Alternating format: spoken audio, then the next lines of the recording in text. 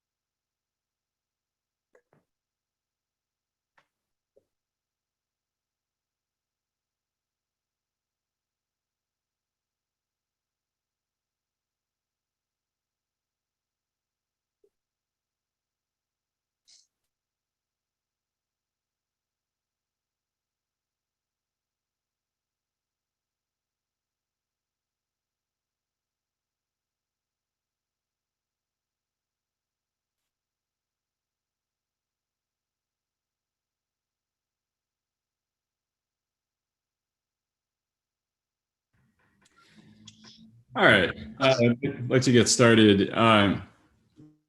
So good evening, everyone. My name is Brian Hacker. I'm a coordinating planner with the City of Chicago Department of Planning and Development in the West region, the project manager for the Altenheim line / Lawndale line planning study here that we're going to be discussing this evening. So I'd like to this virtual meeting. We held an in-person workshop a week ago, and this is the virtual equivalent of that. So if you did happen to attend the meeting last week, you're probably in for a lot of repetition over what you saw in person. So just keep that in mind. Just in terms of the structure this evening, to take a look at our agenda, we're going to be presenting different aspects of the planning study that we have completed so far. This is the midpoint, and then we're going to be offering some. We're going to be doing some instant polling to try to engage with folks in a different kind of way, and then we'll also be offering some Q&A. So you will get a chance to raise your hand and speak. And then also take part in the instant polling, which you can do using your phone or your laptop, and we'll provide a little bit of on that once we get to it. So as you can see here, the agenda that we've got set out for us tonight, we have we're going to start off with some introductions of the project team, in addition to myself, provide a little bit of background information on the project. Discuss some of the market research that we've done and some of the development opportunities that are out there in the study area around the Altenheim rail line that we're looking at. And then we're going to be looking at the rail line itself and the potential to convert it into open space and transportation amenity in the community. And then we'll close it out with some kind of open discussion. And then, like I said, we'll be also sliding in some opportunities to discuss what we're presenting and give your feedback in the agenda itself. So it won't just be at the end. I want to make sure that voices are heard in tonight's workshop. So first of all, I want to acknowledge Alderman Michael Scott Jr. of the 24th Ward and Alderman Jason Irvin of the 28th Ward and their contributions to this project. And, we're really grateful to have them on as collaborative partners. The study area includes sections of both of their wards, and they've both been involved in this process and, supportive. So, it's, not just the department DPD that's leading this. We're also working with the Department of Housing and the Department of Transportation, as well as the NLCCC organization, which is very prominent in North Lawndale, as I'm sure you're aware. And we've also enlisted the help of a very talented consultant team. It's led by Skidmore, Owings, and Merrill. We've got some members of that team who are going to be helping with the presentation and with the facilitation of comments and feedback tonight. So first off, I'd like to introduce David Scully from SOM. David, do you want to say hello? Thanks, Brian. Carmen, we're still masked up, but really excited to be here with you guys and to talk a little bit about the opportunities of the line and with the larger team. So thank you.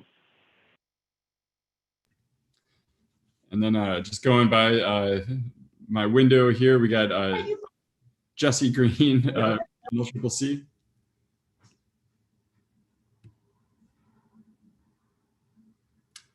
Jesse, you there? You want to say a quick hello, even though everyone knows you? Hi, good evening. Jesse Green with North Lawndale Community Coordinating Council. Thanks for everybody for joining us tonight for this exciting project. And then Paul Peters from Hood Design. Hello, everyone. Paul Peters from Hood Design Studio. I'm excited to be here and get your feedback on this great project. Thank you. And last but not least, Karen Kay from SB Friedman. Good evening, everyone. Thanks for being here. My name is Karen Kay with SB Friedman. As the slide says, we're focused on market analysis, development strategies, and also preserving affordability. All right. Thanks, everybody.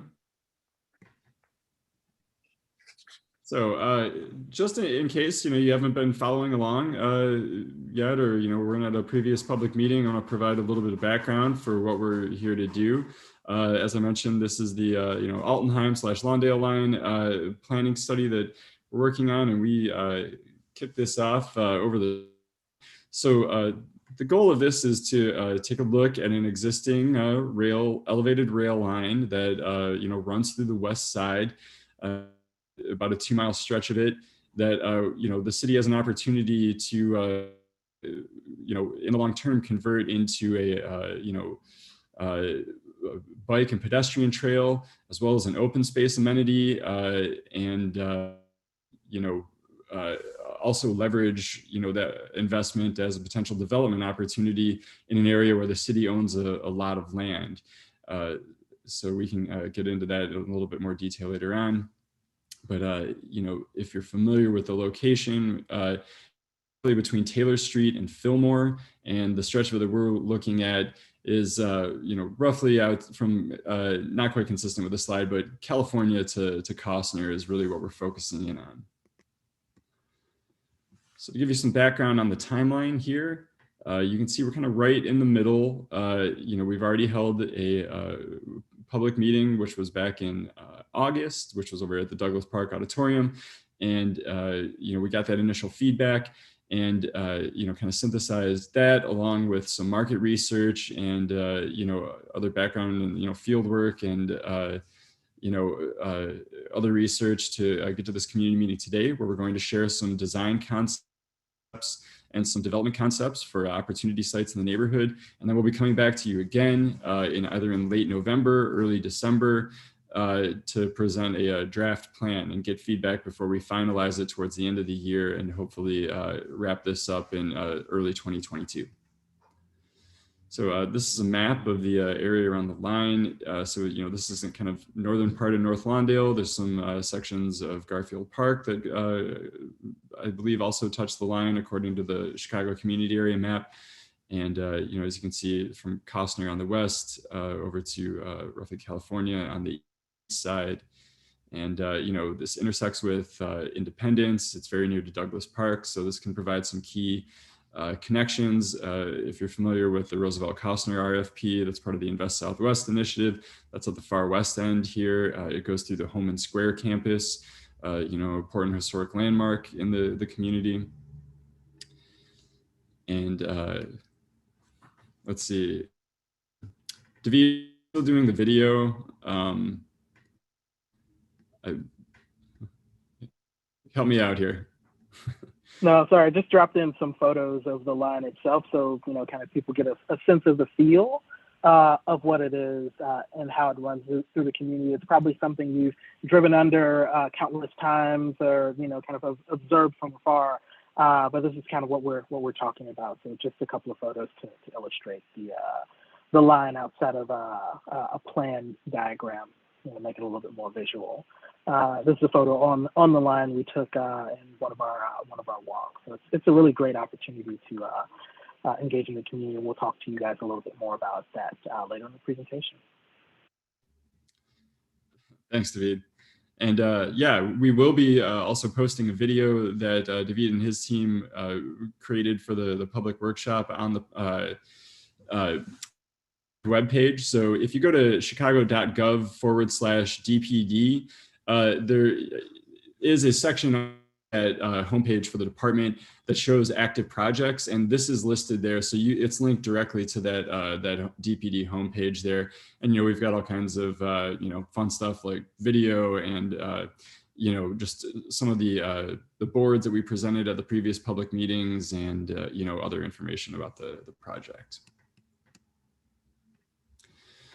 So I'm going to touch on the project goals here before I hand it off to David and the rest of his team to get more into the details here. But again, just providing some key background information. What we're hoping to accomplish with this project is multifaceted. Obviously, first of all, we want to consider what the recreational and open space opportunities are for the line itself, and hear from the community how that space should be programmed, and what are the best ways to access it? How can it best, functionally serve the community, and be something that people can use as a recreational and transportation amenity. Then we also want to take a look at the redevelopment opportunities that are in the area. As we know, I've seen in other examples, when the city is considering a major investment in amenity, this, it affects the development in the surrounding area. So, we're looking at industrial, commercial, and vacant parcels in the nearby area, and what that redevelopment could look like, what the community thinks about that. We also want to make sure that growth and new development is equitable and reflects community feedback. And so how can like what we're trying to do with Invest Southwest, how can we support local businesses? How can we create jobs that can go to members of the community? And also addressing some of the apprehension that may come with projects like this. How can we, again, make sure that investment in the community is equitable, and that it's, not going to have disparate impacts on residents who are already in the community, or folks who are, looking for affordable living options in the community. So, as I mentioned earlier, we're working with the Department of Housing and also, experts on the consultant team to leverage programs and policies that are out there, and that the city is working on in other communities to potentially apply here. Should displacement and housing affordability become issues due to the investment that would occur with this project. And with that, I'm going to hand it off to David. So again, thanks again for everyone joining us here tonight, and looking forward to getting your feedback. Great, thanks, Brian. So a couple of key things that I think are, we think are really worth noting about this project specifically.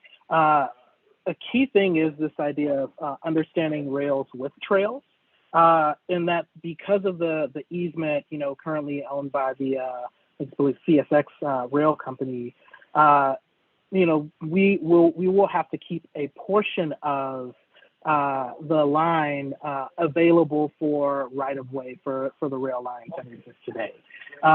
This is a much wider section than, for instance, the 606. So there's still a lot of opportunity to program these spaces, but that's just something that we wanted to be, bring to you guys to talk a little bit about and to bring to the project.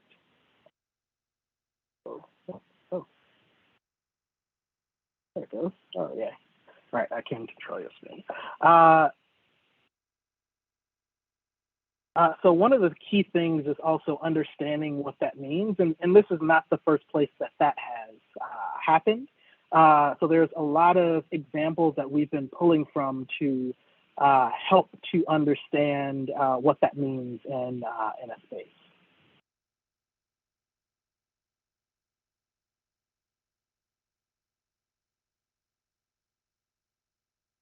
Brian, I may just say next slide because it's a little tough to maybe make this control work. All right.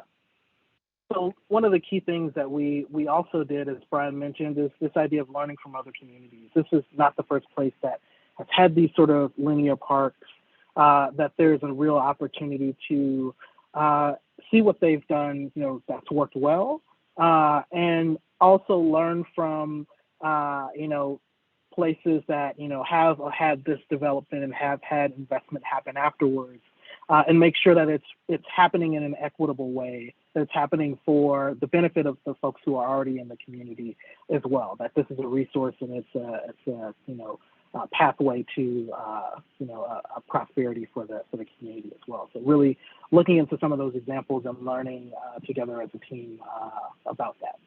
Next slide.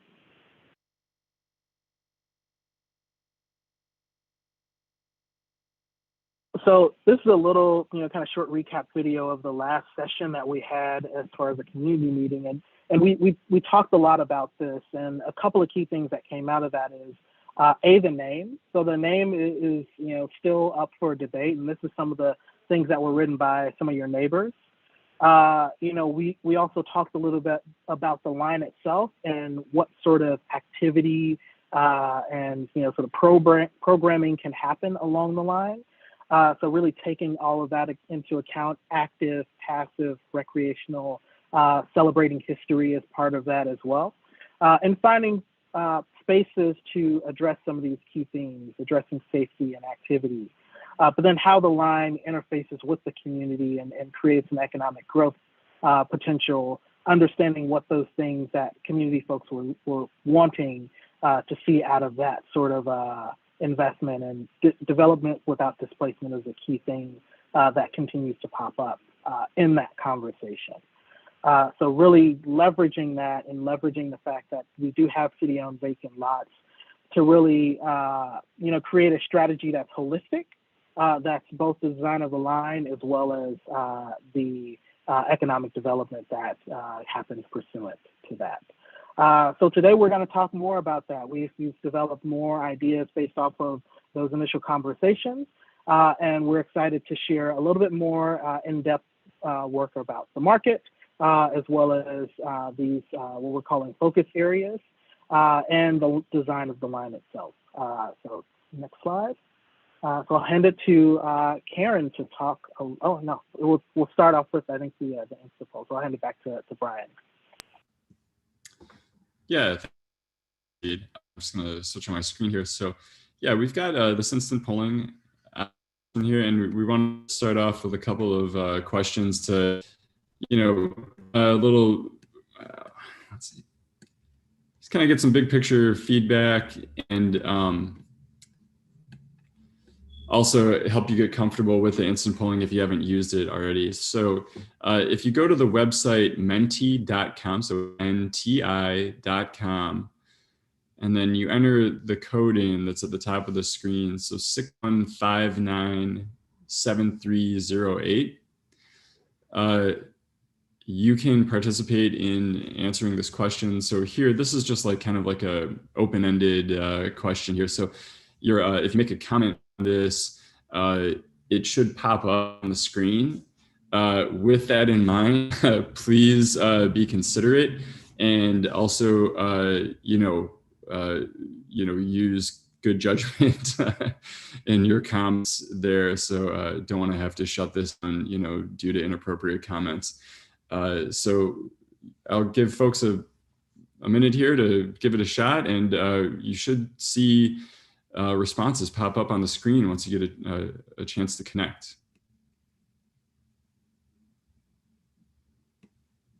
If you have any questions, also please feel free to enter those into the chat. And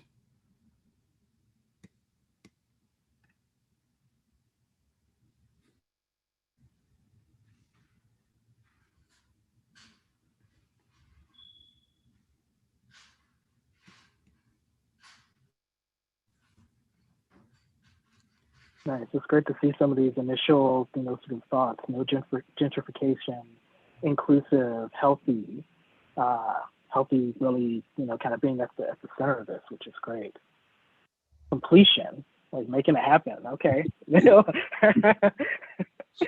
I think, a key part of this is to understand we're at the beginning of this process, and rightfully so. I think we're trying to bring everybody together to have that sort of an in-depth conversation about, and bring, kind of the tools to bear from the beginning, and not waiting until it's already happening to do something.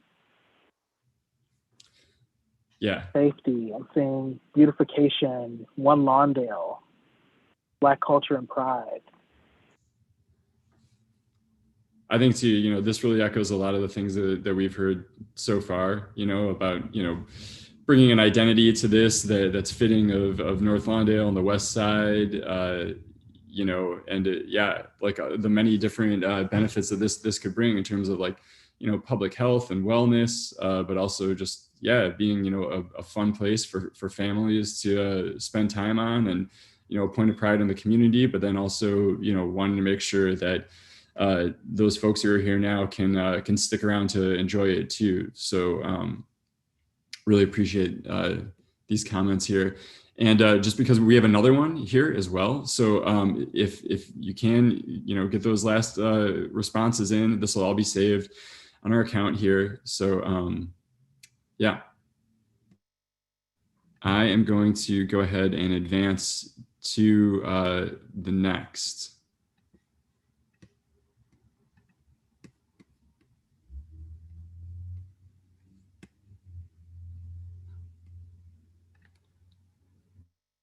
So again, this one, I'm sorry, that last one was the word cloud. This one you can make longer comments on this. So in 10 to 15 years, what are some aspirational headlines you would like to see written about this project? So, if we do a good job and this project turns out according to, the community's goals and priorities for it, like, what would be written about it?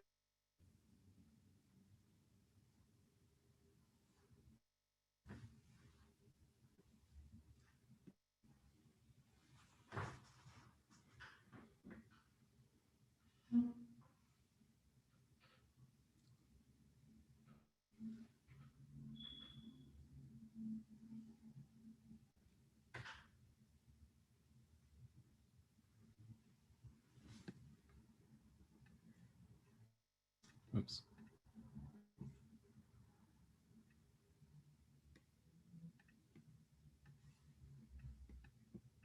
Brilliant. Yeah, these are great. Replicated every neighborhood. Right. Successful pilot for future projects. Sustainable revolving line that is used by North and South Lawndale. Restoration of North Lawndale community without displacement. Yes. These are fantastic, and this is great because it gets, this is, helps us as a design team to continue to move some of these, ideas forward. And a lot of this is, kind of resonating with, kind of what we've heard so far in our last several community engagements and meetings that we've had.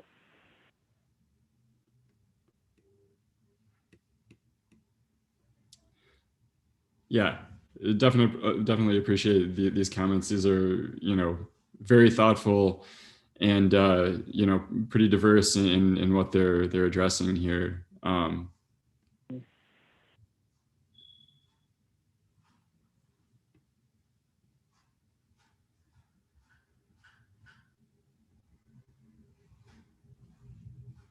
These are really excellent. Really appreciate the thoughtful feedback on these.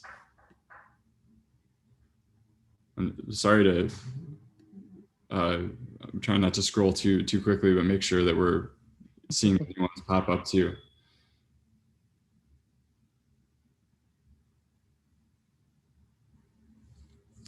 The Roosevelt Road is back.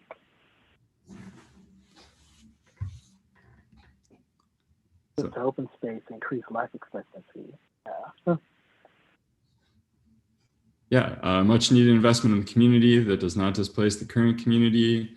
Trail enables more visitors from across Chicago to visit, live, work, and play in North Lawndale. One of the most diverse communities. Housing prices increased, and North Lawndale is the most safe neighborhood.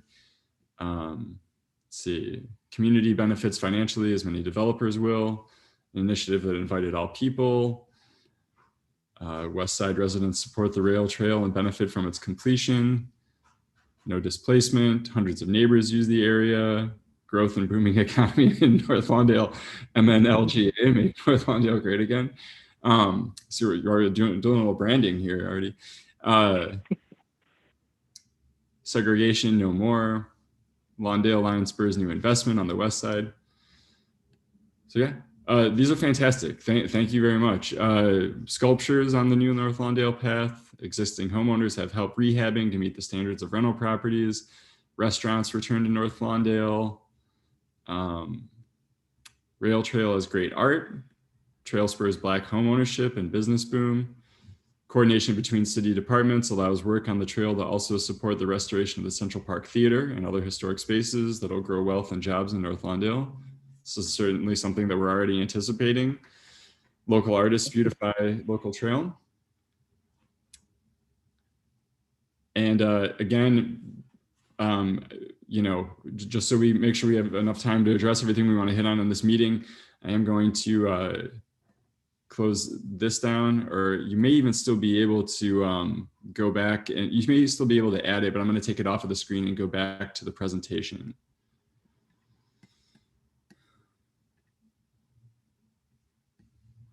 Okay. So I'm going to hand it off to, I believe, Karen or David here.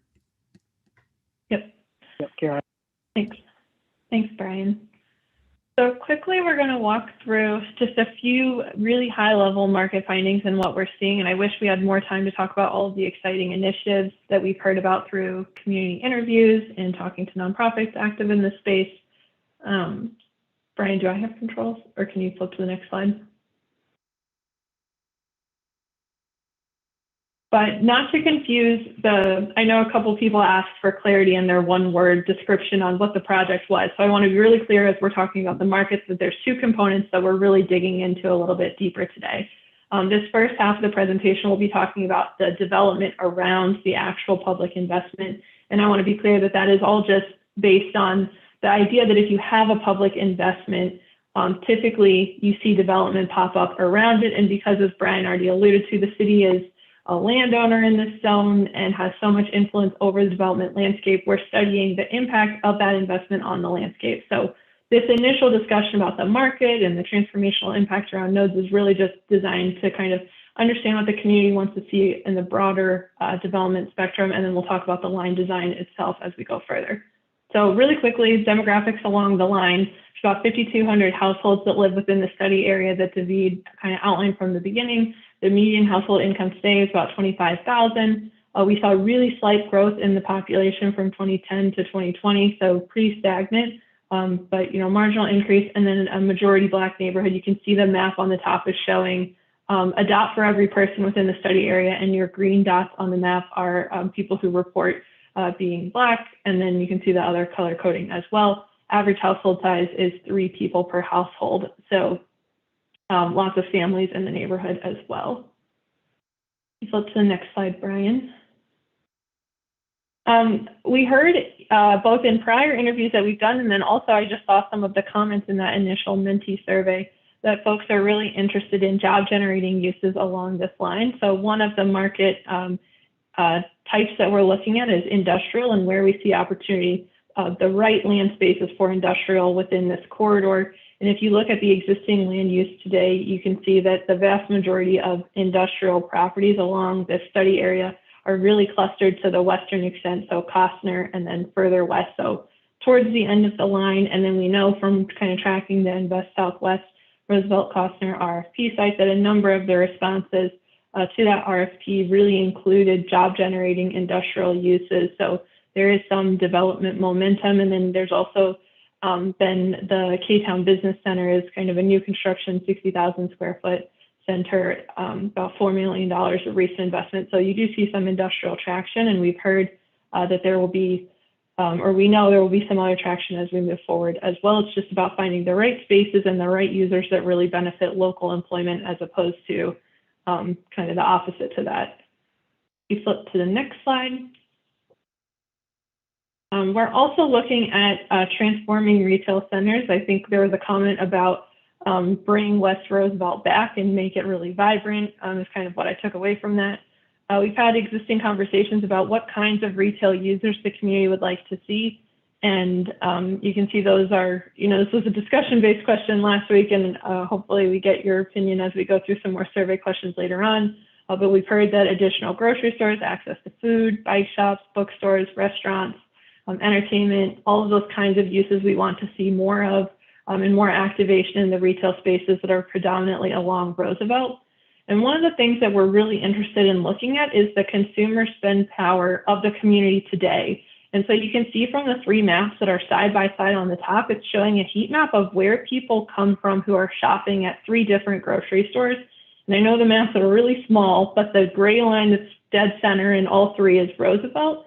And so you can see that the Leamington Foods, which is kind of smack center within the study area, that is the smallest draw area of any grocery store. You can see that hot red area is really focused right around the Leamington Foods, whereas Pete's Fresh Market on Madison, that hot red area is coming from a much broader geography, and it's actually attracting a ton of households from within our study area who are going further away to access that grocery. We see the same thing with the Jewel Osco. And so one of the things we're thinking about is leakage within the market when you're traveling further than you need to get to different retail centers that have more vibrancy or more uses that you're looking for in a shopping center. And so we're trying to figure out how do you capture that more locally so that you can have access to the retail that you want within your neighborhood, your community. Go on to the next slide. Our last big kind of topic area that we're focused on is increasing homeownership, and we've talked about affordability really at a high level already, but one of the things that we're tracking is existing homeownership. You can see this map is showing in yellow. The map on the top is showing in yellow any parcel that's residential within the study area that claimed a homeownership exemption in Cook County Assessor's data. Anything in brown did not, so it's a rental property. And you can see about 42% of the total number of residential parcels claimed a homeownership, but when we look at the actual number of households in the study area, it's only about 22% of the total households. And since 2010, that number has declined. So in 2010, about 26% of households were owner occupied. In 2019, it's 22%. So we're seeing a decline in homeownership, and what we want to do is to preserve affordability long-term, and we know that that starts with homeownership. So we're really focused on how we can bend to that trend, and we know that there are a number of local initiatives led by nonprofits, and the city is interested in kind of supporting those initiatives as well as we move forward. Which brings me to my last slide, Brian. If you look at the couple examples that we have in the middle here, this is just kind of a disclosure to everyone that the city is really taking ownership and affordability seriously as we move forward with the public investment.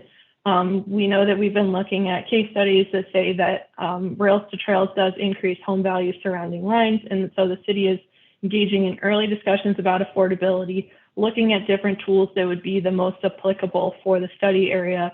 And that could be anything from increasing the overall number of affordable owner-occupied units that require subsidy, increasing the number of co-op housing units that are more affordable for housing, providing down payment assistance programs, preserving the existing more affordable housing inventory that is in the community today that is at risk of declining affordability without those protections, and then also community land trusts, and then just building additional rental legally restricted affordable housing as well.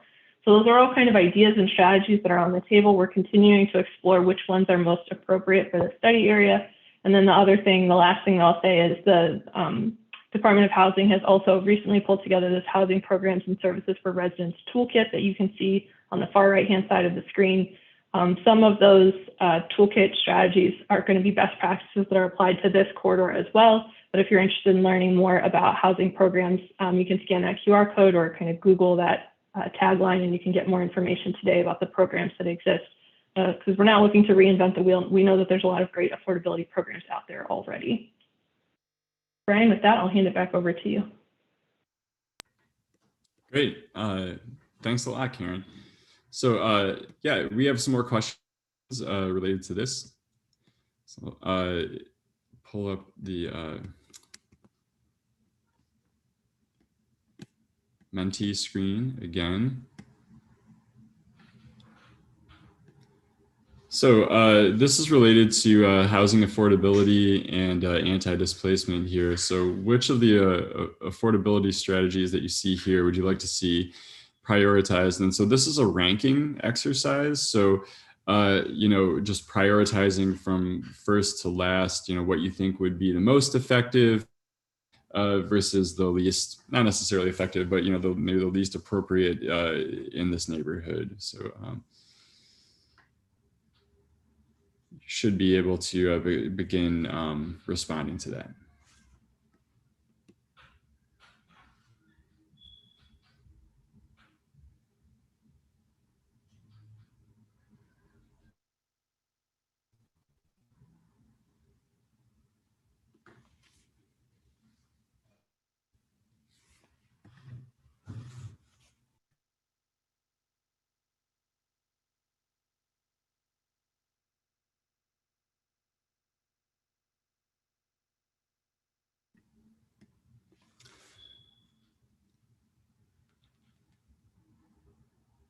So I've got 6 people responding now. It's kind of fun to watch the bars sort of jump around there, but it does look like affordable, home ownership is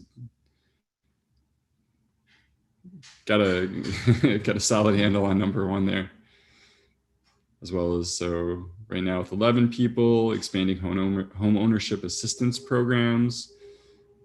Preserve existing affordable housing, shared ownership and co-op housing, #4, and then building new affordable rental housing.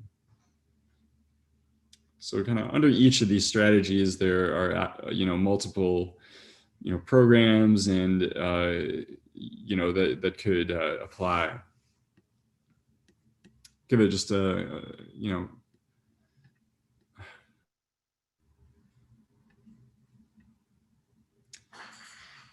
so we got a comment from someone, don't know how to comment or interact. I'm not sure if you're talking about the poll, but if you can use the browser on your phone or Google on your phone, you could go to menti.com and then you just punch in this code. It's when you go to that homepage, you should be prompted to enter the code in 61597308. Just on the screen as well.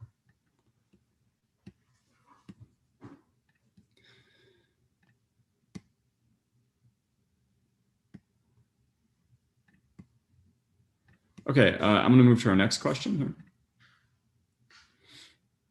Oh, so actually, I'm sorry.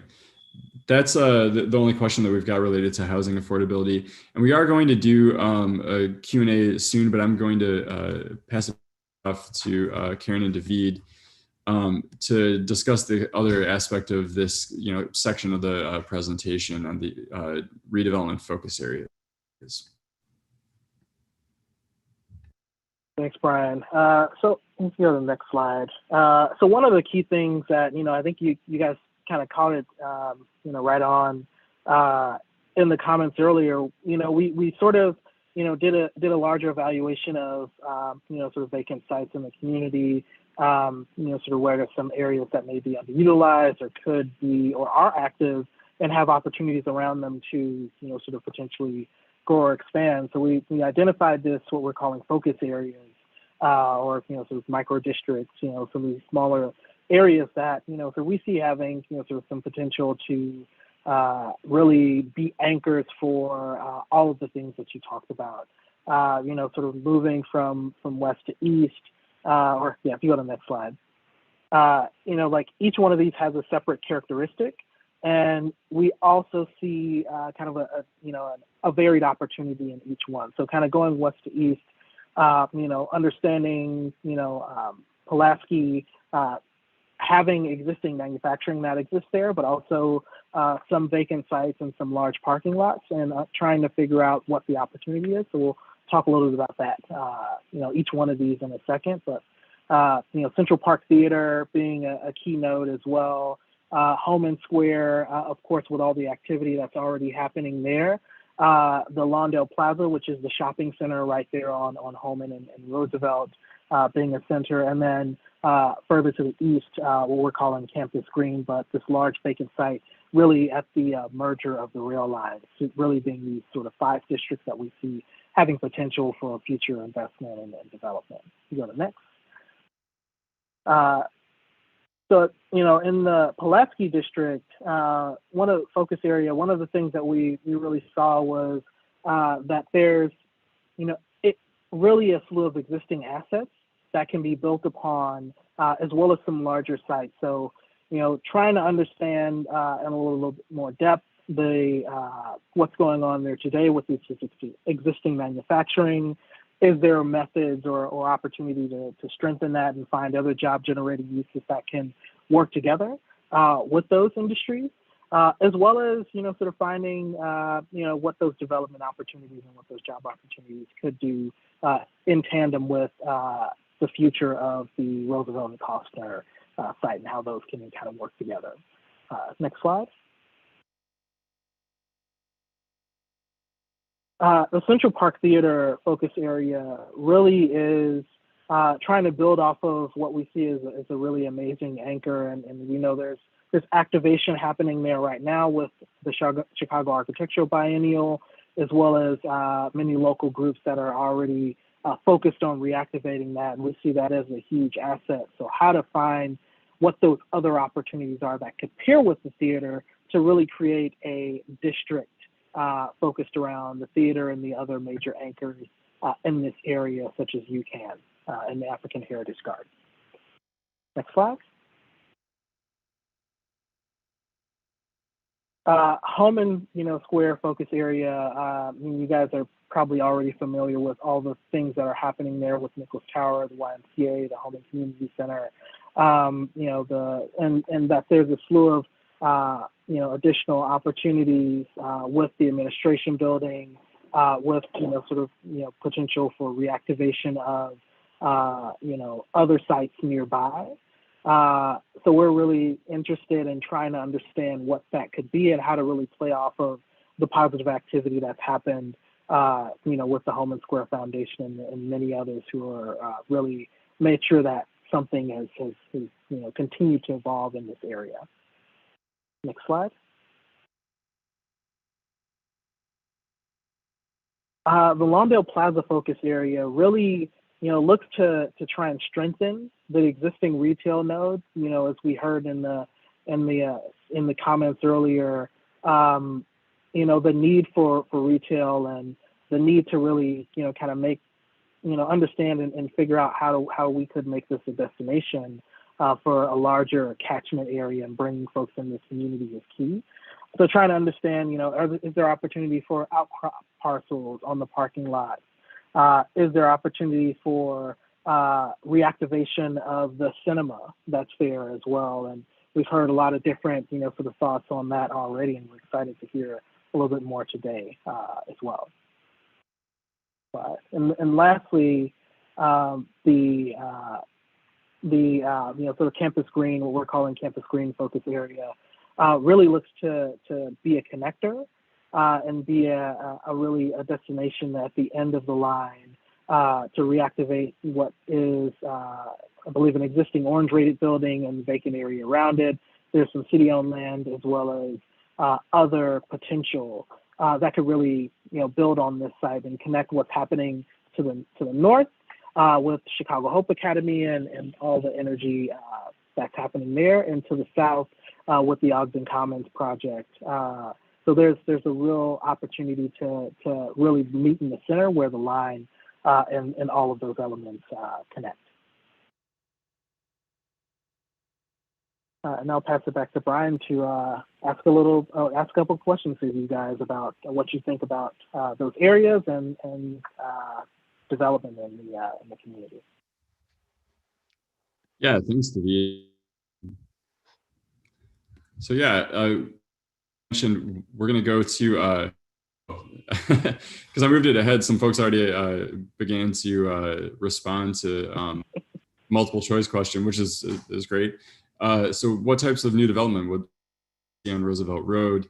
We try to make just some more simple categories here. So yeah, please go ahead and enter your responses in, and just asking you to prioritize 2. I think you can also enter 1 in if you'd like. But yeah, it looks like a mixed use residential and retail development is certainly getting a good response, as well as institutional uses.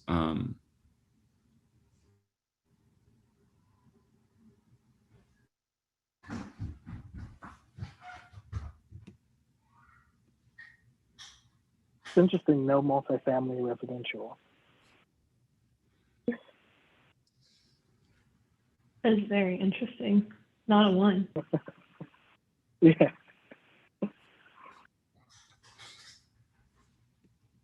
And I think I think also table say, I know we got maybe 40 minutes or so left, but we're also going to open it up on these last 2 sections for kind of more of an open Q&A. So if you have questions or thoughts, kind of we're getting ready to do that as well after we finish the Mentee questions. Yeah, I believe we got one more question here. So it does seem kind of like, the popcorn is kind of stopped popping in the microwave. So I'm going to move that. So same kind of question, but for Home and Square. And the options here are a little bit different too, because I think that there's it's not just a larger, kind of commercial corridor like Roosevelt is. So, as David mentioned, there's redevelopment opportunity in Home and Square, and some larger sites even that could change over and become something different. So I'd like to get your feedback here, and also appreciate everybody to being so interactive with this process here, because we will allow you the opportunity to speak up as well, but in just a moment here. But this is really helpful for us to get quantifiable feedback from the community.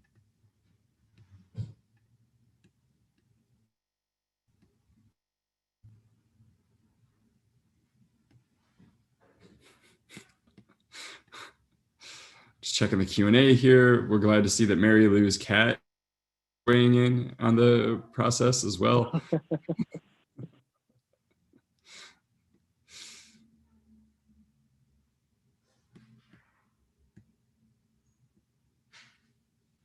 And also your comment, I can also read aloud.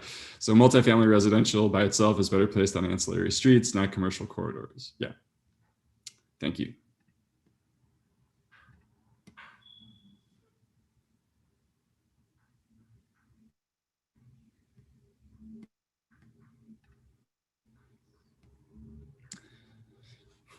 Give it a little bit more time here in case anyone else would like to respond. So yeah, seeing multiple selections here that are getting responses. So low density residential. I mean, obviously that there is an opportunity to on a lot of smaller residential size lots in that area to kind of continue with the infill development that's already there. Mixed use residential and commercial and institutional. So there are already some institutional uses that are there, and we realize this is not the same kind of campus as area as like what you're seeing on the corridor of Roosevelt. So the opportunities are different. Mm-hmm.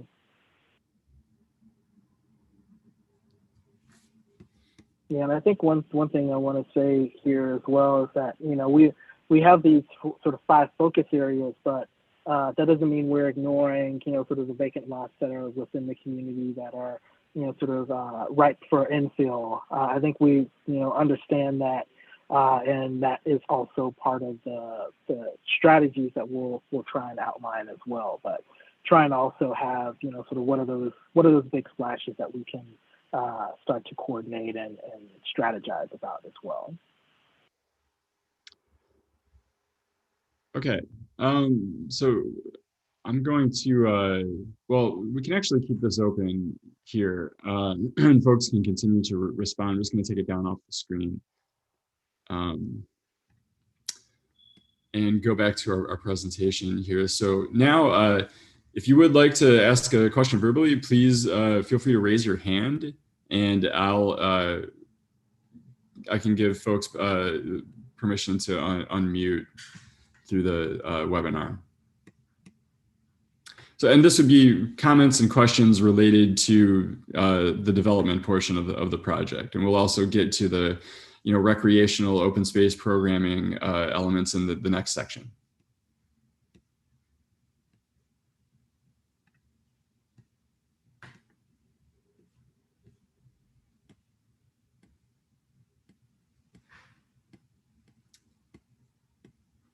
Okay. Barbara Stewart. Go ahead, Barbara.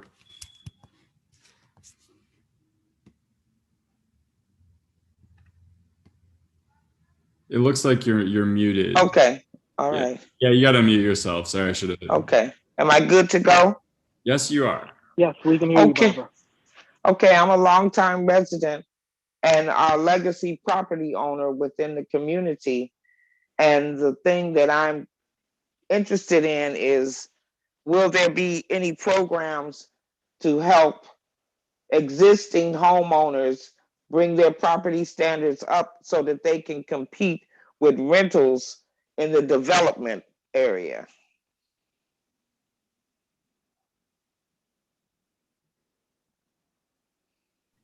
Yeah, that's a great question, Barbara. And this is actually something that, we've talked about with the Department of Housing.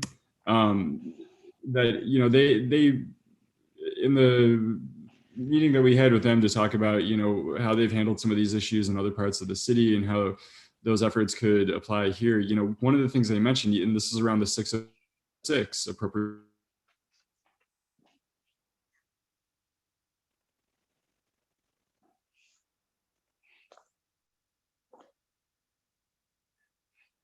I lost you.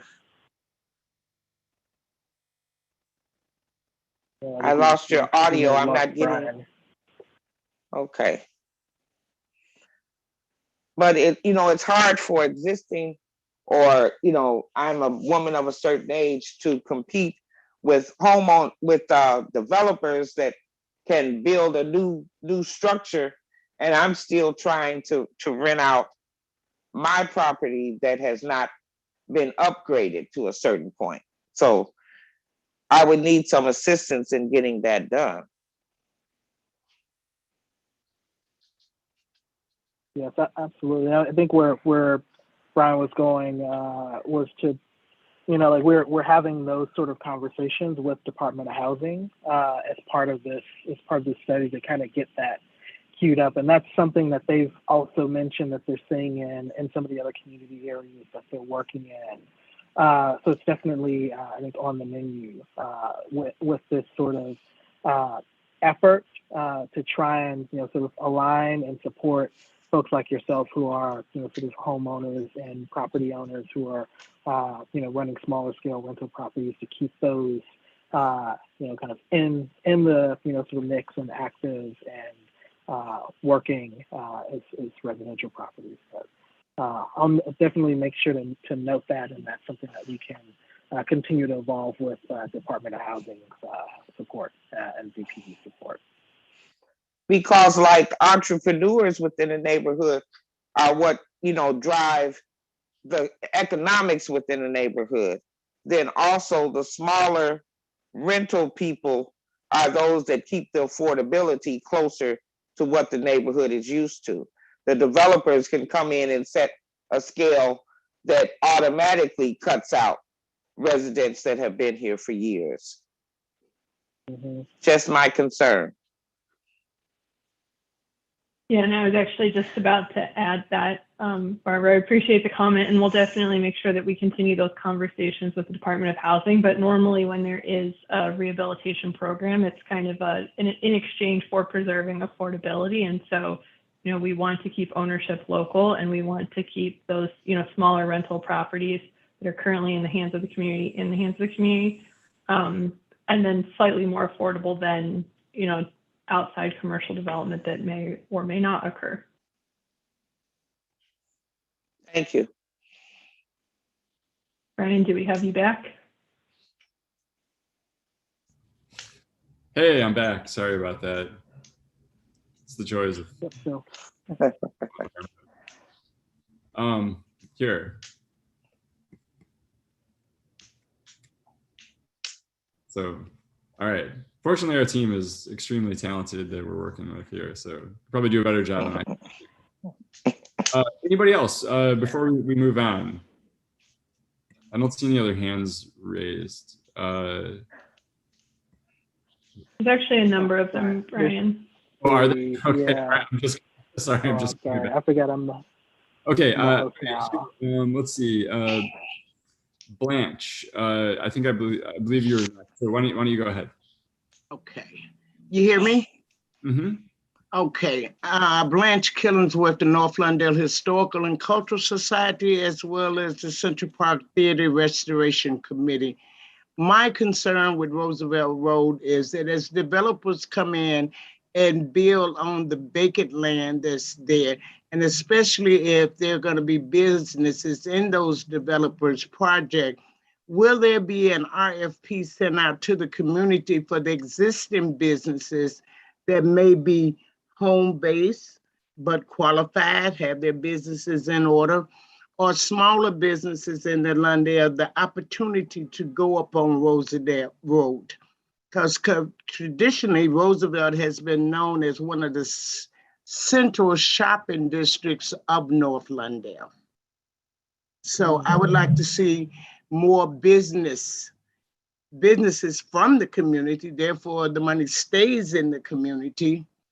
And I'd like to see them on Roosevelt Road and the opportunity for them to be on Roosevelt Road. Yeah, Blanche, to your comment and question there. So I mean, first of all, I think that from the Department of Planning standpoint, that we absolutely agree with that. And through our programs like the Neighborhood Opportunity Fund, that literally is giving funding to help locate a business that's owned by a restaurant that's owned by a Lawndale resident, a new. They currently have another location, so a new location on Roosevelt Road. So thanks to that program,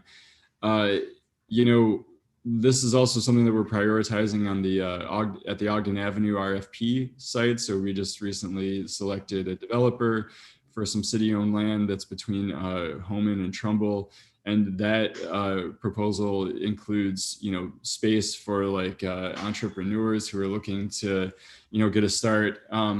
But the city owns some property on Roosevelt, and where we do own more property, that's where we have a chance to kind of call the shots on who's going to be located there, and really try to do things like promote local entrepreneurs and encourage local hiring.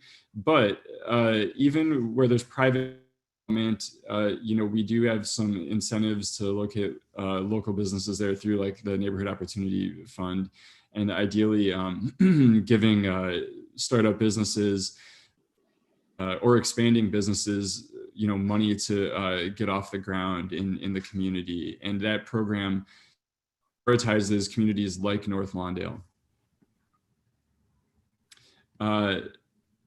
So let's see, I'd like to go next to Eric Ortiz.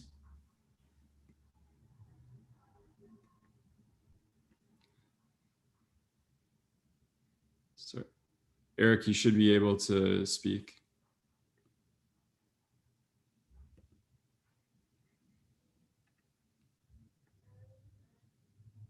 Okay.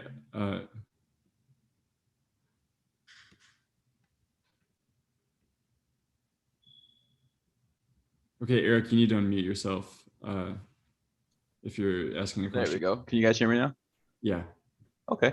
Hi, everyone. How's everyone doing? My main thing is here, I'm actually a new homeowner in the area. I bought my building about 4 years ago. When I was like 23 years old, wanted to like kind of come into an affordable housing area. And my main concern with some of these projects are when the city brings up all of these projects, there's one of the polls showed that a lot of people aren't concerned with multi households. One of the issues that it makes it really hard to keep a hold of like a building here is the lack of kind of help from the city for buildings that are more than 2 floors. I own a 3 flat. There's lots of 3 flats in the area, and none of them are actually owned, or I can see very little are owned by actual people besides it being investors. So one of the issues that I came across when I actually bought my home was not being able to afford almost to keep a hold of it because of you get very shut out by the assistance from the city, where water reduction rates are only for 2 flats. Repair programs are shut off to 3 flats. You know, they cut it off at 2 floors. So that's why I see it very hard for most homeowners to, or for investors that are individuals in the area, they want to invest in the area to hold these buildings because they're cut off from a lot of financial assistance from the city. So my issue is once this, like one of the things that I'm scared of is once this project comes in is once the developers start getting a hold of these larger buildings, what is going to allow individuals to keep a hold of buildings that are either 2, 3, or even 4 flats? Yeah, thanks for that question. That's certainly nuanced, and I'm not sure that I have a very good response for you because it sounds like it's something that you've researched, and I would have to defer to like the Department of Housing on this, and they're not represented in this meeting, unfortunately. But what I can tell you is that as part of this project, we are going to assemble a toolkit for residents and just to preserve affordability and prevent displacement. I would encourage you to go on the Department of Housing website, and they recently released a a resource guide around this. If it's called Home, actually.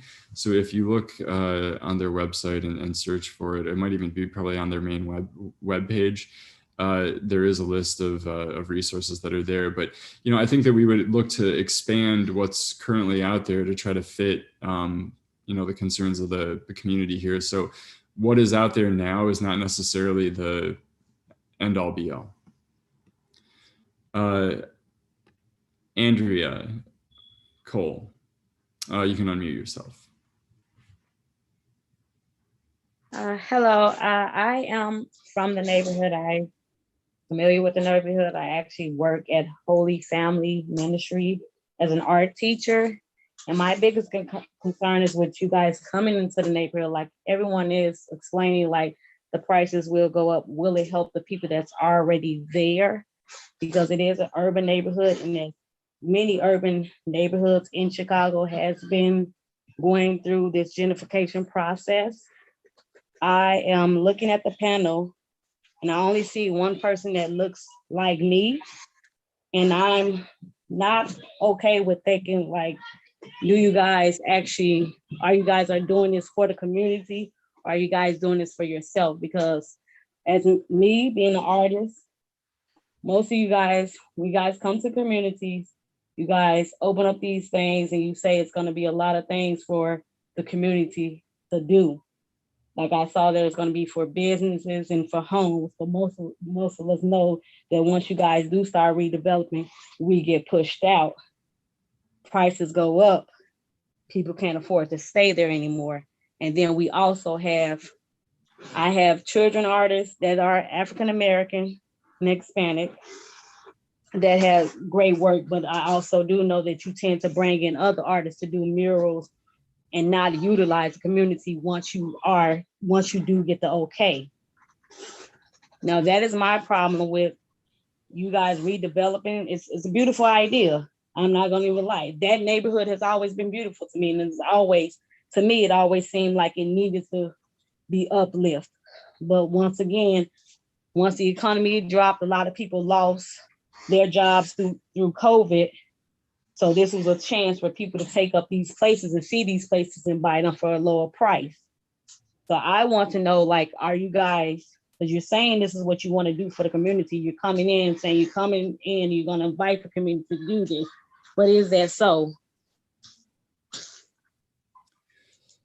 Yeah, well, thanks for your comment and your question, Andrea. I mean, first of all, I would just like to, point out that, the Department of Planning and Development is our head is Maurice Cox, who's an African-American man who previously worked in before he came here, and that, just our leadership is very diverse. Our first deputy commissioner, and Wesley, is also African American.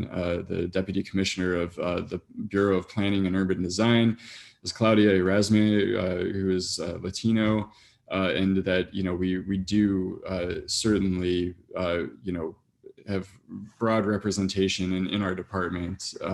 So I just want to point that out. And then another thing that I'd like to point to, just in terms of not just the city, but the Department of Planning's commitment to North Lawndale and equitable development there.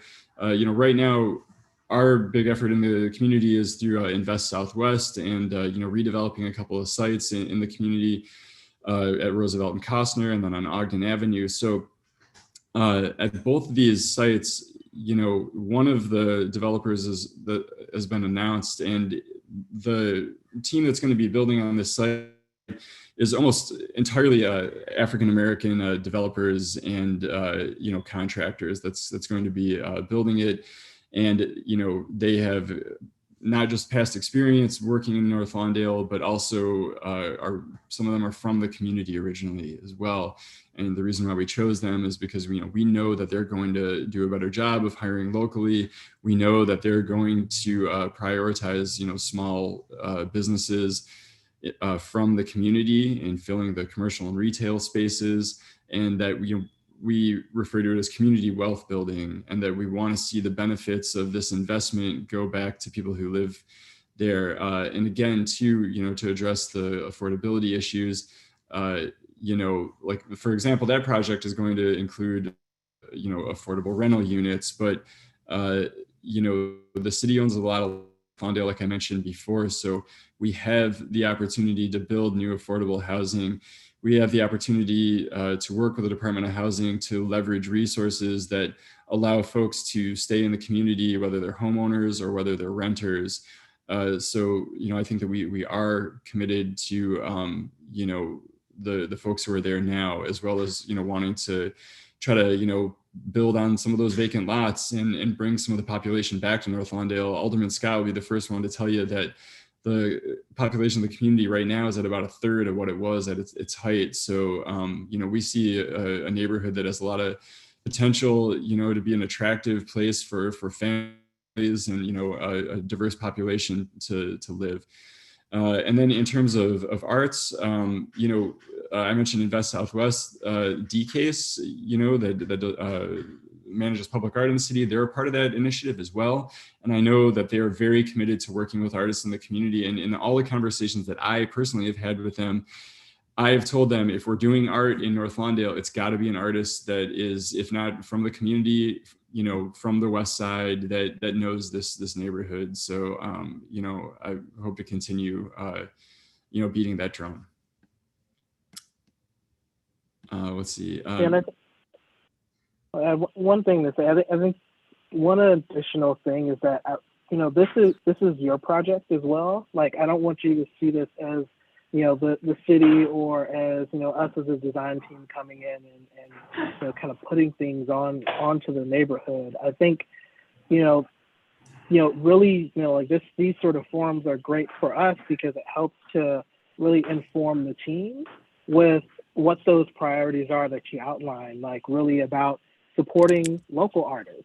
And we have a team that's experienced in working on projects that do the same thing, that are really about sort of supporting the community, finding opportunities for job creation, finding opportunities for keeping affordability and preserving affordability. And we're at the right place in a project like this to do that from the start and to put those frames in to really guide the project moving forward, instead of kind of letting that stuff happen and then being like, oh well,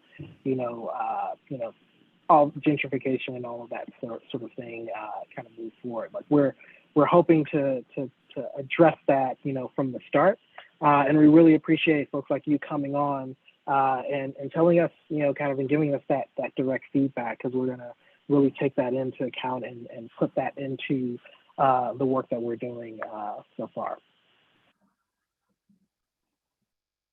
All right, thank you. Yeah, thanks, David, and thank you, Andrea. I believe Miguel Bautista. Hi. Thank you. I had one comment, but now I made it into two because you just brought a sad fact about losing a lot of people that's in the Lawndale community. So I have a question on that. Is the city making any plans of inviting a lot of those members that were pushed out of the community when this development come up? In other words, many of the people that got displaced, are they going to be invited back to make sure that they have be part of the process, and not only be part of the process, but also be integrated into the housing once it's built? And the second question that I had, my original question, is actually, is the city working with Cook County to make sure that longtime residents, that their taxes don't get raised, that they don't get, again, pushed out? Is there a freeze for them so that a longtime resident in our community can still be here and be able to see the fruit of all these changes that are coming up? Thank you. Yeah, thanks for your comments. And just for everybody who's already asked the questions, if you can please go back on mute again when you're done, I'd appreciate that. So the first point, I think that's something that's fairly difficult in terms of, folks. I mean, people have left North Lawndale, I think, for a lot of reasons. I'm not going to sit here and pretend to be an expert on past history of it. I think there are other folks who are better equipped to do that. But what I would say is that the loss of former, even like the building stock in the community, and the sort of outflow of residents is a larger product, I think, of institutional racism and disinvestment, and that these are things that happen over long periods of time. So that's not the kind of thing where we can say, oh, hey, reach back out to somebody who was formerly a resident. I mean, it's very difficult for the city to do something like that, but we do want to welcome folks back into the community and make sure that it's inclusive in terms of affordability. And then I'm sorry, Brian, before you go to the second one, really quick, the one thing I would add on that first question was about homeownership for prior residents who have left. We know that Reclaiming Communities is one of the larger homeownership initiatives that's currently underway. It's being in part led by LCDC, and that homeownership initiative is starting with a smaller pilot project to get a few hundred affordable units, a couple hundred affordable units off the ground, and they are marketing those units to both existing residents in North Lawndale and then also people who have prior roots in North Lawndale. So one of the ways to preserve affordability and then also attract prior residents is to leverage those community connections. And we know that there are nonprofits doing that already, and the city is certainly supportive of those efforts and engaged in those projects. And then Brian, the second question was on taxes. Oh, yeah, excellent. Thanks, Karen. Yeah, so, there is the possibility to work with the assessor's office and see what kind of options are out there.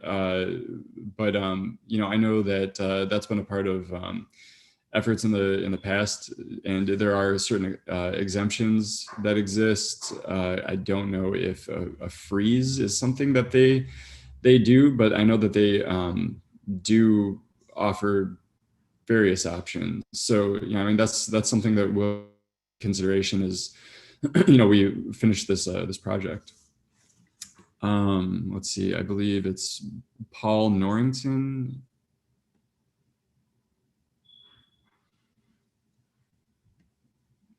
Although I'm not seeing your name here.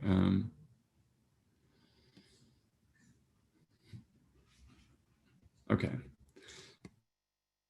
All right. I think I would like to move on because we've only got limited time, and we want to make sure that we get to the parts around the open space and recreation. So thank you, everyone. We are going to have some more Q&A after this, but we do have some folks who need to have a stop at 6:30. If you don't mind, I'd like to move ahead with that.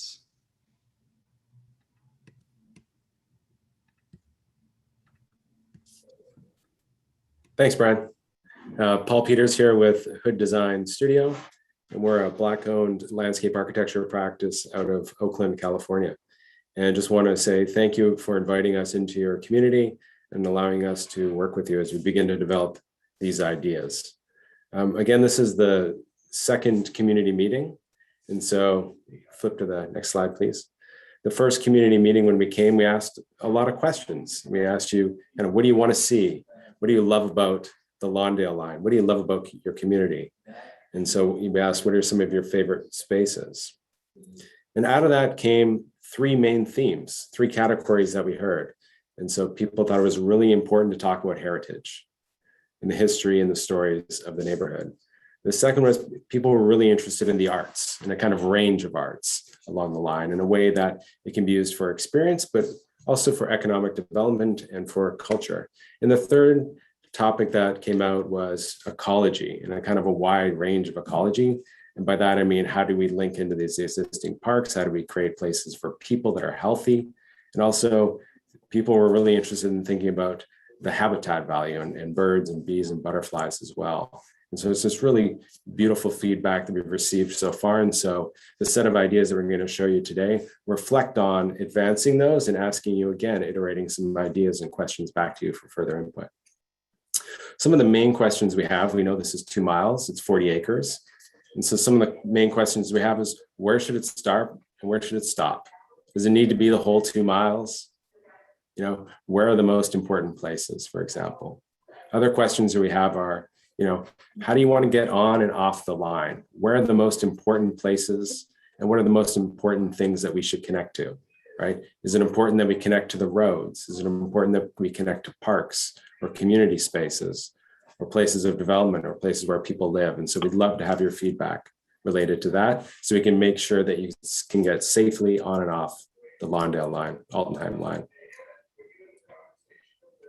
Next slide.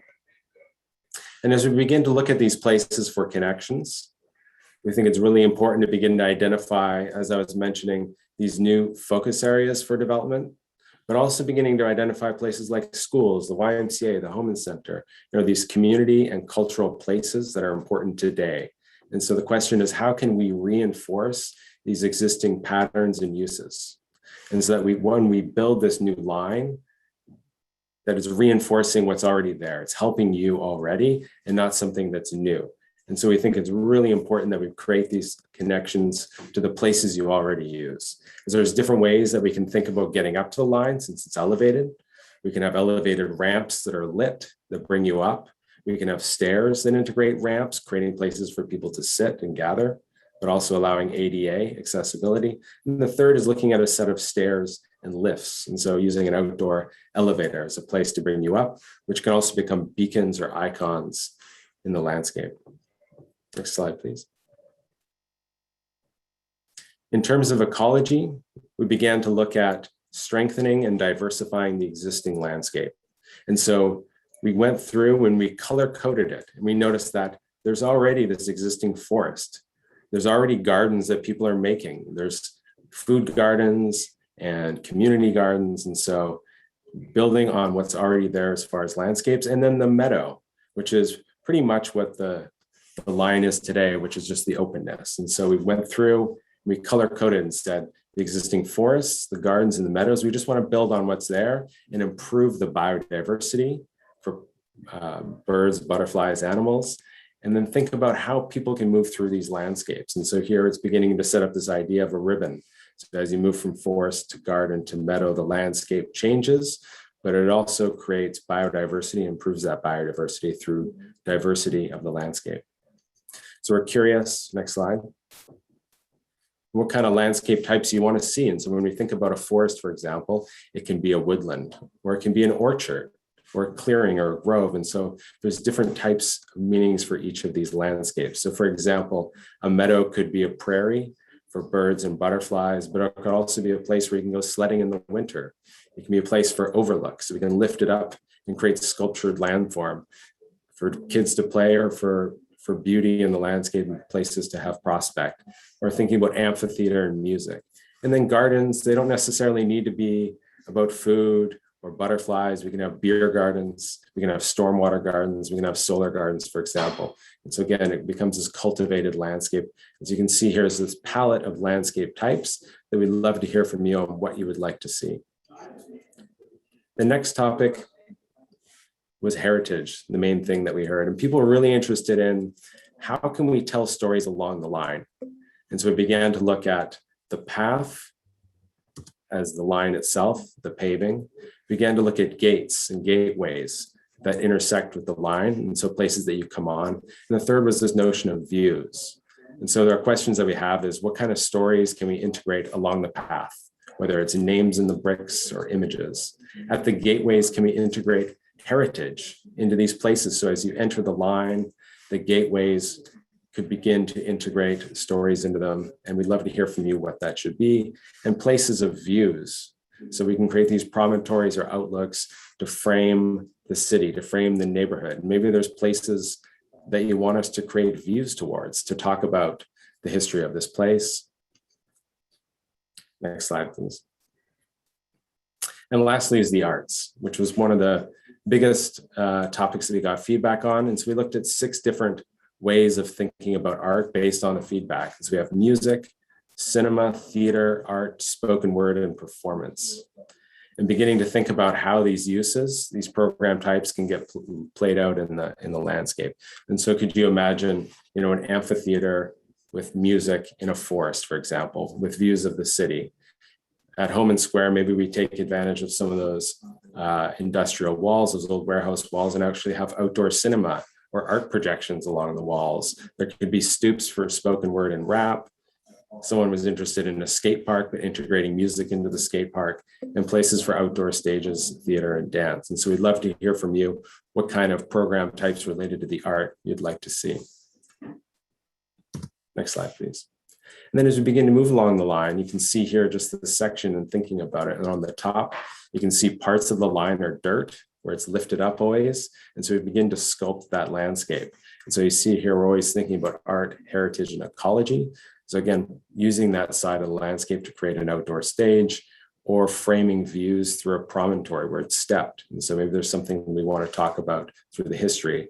And then the landscape itself, ecology through meadows and particular garden types. On the bottom where it crosses the streets, it's on structure. And so it's lifted up and we have walls on the side. And so maybe the walls can be integrated into these gateways. We can have murals or art along the edges, or whether they're more of a sculpture installation, and thinking about how lighting can play into performance and taking advantage of tree canopy for ecology, but also creating shade. Next slide, please.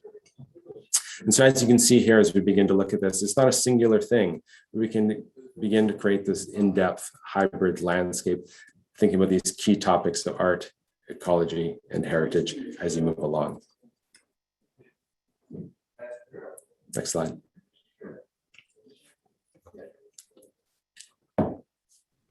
So yeah, thanks, Paul. And again, we have some more interactive polling here around some of the questions that Paul raised.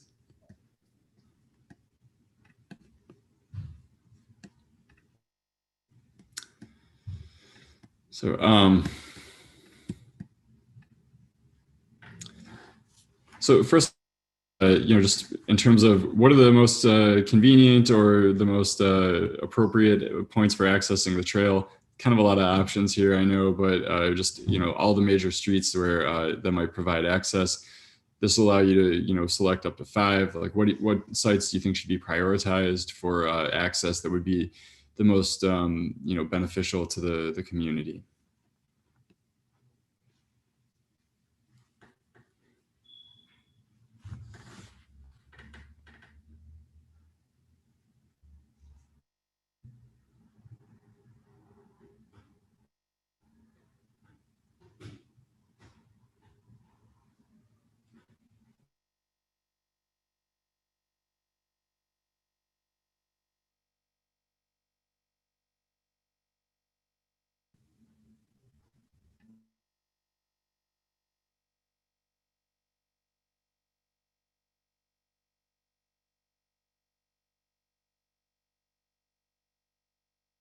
Inputs. Yeah, it looks like.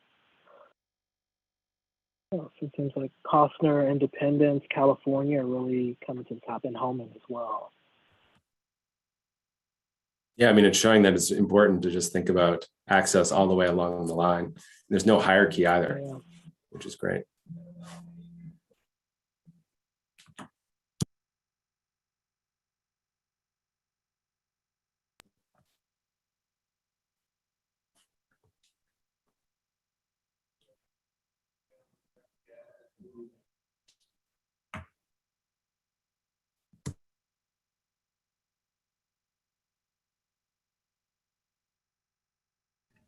Sorry, I was going to say the other question that was in the Q&A we can open up for when we after the instant polling.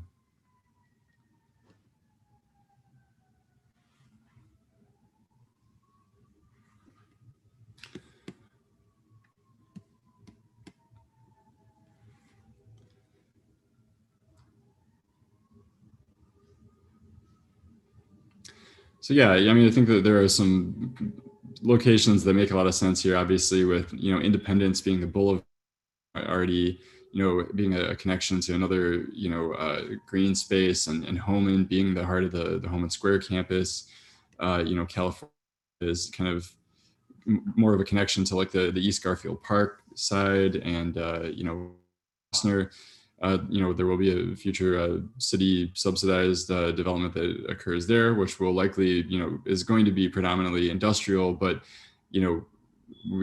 all of the development proposals have anticipated the trail essentially running through it. Okay, this is slowing down a little bit. And I want to keep us moving, so I'm going to move ahead to the next, which I believe is the last one. So some of the examples that Paul called out there, and this is another ranking exercise. So again, it's there's no wrong answers here, but what would you like to see the most in terms of like cultural programming?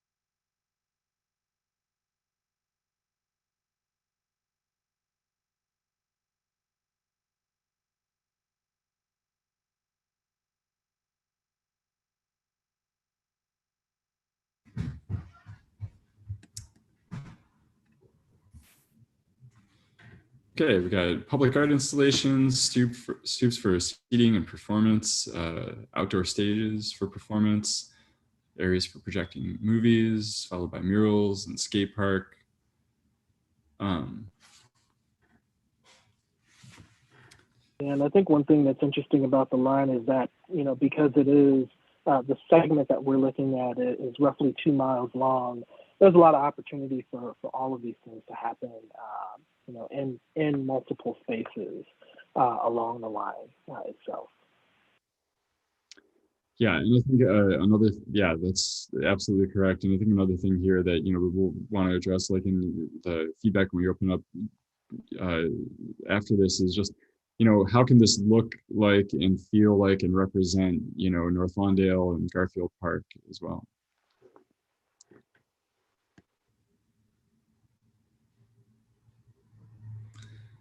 All right, I believe that this is the last one here. Okay, so I'll leave that last one open, actually, which I don't know if I can do there. So yeah, you should still be able to respond to it. And then I'm gonna just go back to our discussion slides here. So if you'd like, so there is a question in the Q&A. Will you be speaking about how the project will affect crime and how it will impact traffic? I mean, first from, the traffic point of view, this is ideally, this will have a beneficial impact on traffic and encourage more folks to get out of their cars, to, have a safe route, across the community for, traveling by bike or on foot. This is not a kind of situation where we're anticipating, creating a parking lot for folks to access it. So we hope that this will have a beneficial impact on vehicular traffic in the area. A traffic study is not part of this project. In terms of crime, taking land right now that's currently vacant and developing land that's currently sitting vacant and bringing it into an active use, generally this is the kind of thing that we like to promote in neighborhoods that do have issues with public safety, putting more eyes out on the street, putting more, pedestrians out to inhabit some of these spaces that right now are lesser utilized. I understand it's not a 100% solution to the issues of public safety, but DPD does feel that is helpful to addressing public safety issues and improving them. David, I don't know if you have any thoughts on that as well, but if anyone else would like to raise their hand to speak up, feel free to do that now.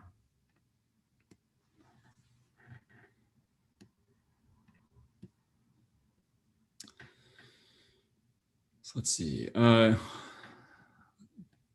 see Blanche raised her hand. Go ahead, Blanche. Thank you, Brian. I would like, as far as the history going up on the rail, I would like to see the past, present, and future of North Lawndale incorporated along the trail, whether it be through looking at a picture and pushing a recording button and you hear that person talk about their life there, or just things of that nature. So people will understand the community better, and it will also show the diversity of the community. And along that trail, I would also like to see sculptures that may reflect on some of the more notable people that came out of North Lawndale. Also along there, I would like to see about the major events that have happened in North Lawndale. So let the trail be just that, a trail of North Lawndale history, because we do have a story to tell. Thank you, Brian. Thanks, Blanche. That's an excellent comment. I also want to give some of the folks who from the last time a chance to speak. So that's Othoniel. Apologies if I'm mispronouncing your name, but here, sorry, let me allow you. You should be able to unmute yourself now. Hi. Thanks for your patience. Yeah, no worries. Othoniel Cantrez, also known as Tito, like the vodka. I just had a question and a comment. When do you anticipate securing financing for this project, if not already? Yeah, that's a very big and excellent question. So, uh, funding hasn't been secured for this project as of yet. You know, this is something that we need to do to get the ball rolling on that, because you know, if we don't have a scope of work, if we don't have you know, a community process, then it's really difficult for us to go out. You know, whether that funding opportunities from the federal government, from the state, or local. Uh, so, you know, this first step here will allow us to, you know, do an engineering study that'll help us put a price tag on this. And, you know, when we're, you know, taking those further steps forward, we can say, oh, we went out to the community and they said this. So it's going to help guide the scope of work going forward and allow us to, you know, make applications for funding. So, you know, there are times where, you know, like the governor or, you know, the State Department of Transportation will come to CDOT or come to DPD and say, give us some projects. You know, we have a capital bill. So, you know, what do you need money for? So this allows us to have a project that's, you know, quote unquote shovel ready in the near future. And also, this is more of a comment, and it's probably not very popular, but I grew up in Humboldt Park, right where the 606 begins, born and raised. And you know, I remember when, you know, legend was, don't go underneath that viaduct or you'll get killed. And you know, I you know, played sports in high school, never was involved in gangs, but it was also always very stressful. You know, which street should I you know, ride my bike in just to go to the gym, you know, and at what corner should I turn? I go there now, and yeah, it is a little strange, you know, the demographic or whatnot. Sometimes I may feel like I'm not welcome, but I never have felt threatened. Where I live at now, I'm always looking over my shoulder. There were 3 murders between June 30th and July 21st in front of my building where I currently reside. And I don't want to live like that. So yeah, there are challenges. I say this to those who may oppose this. There are challenges. Change is not always fun.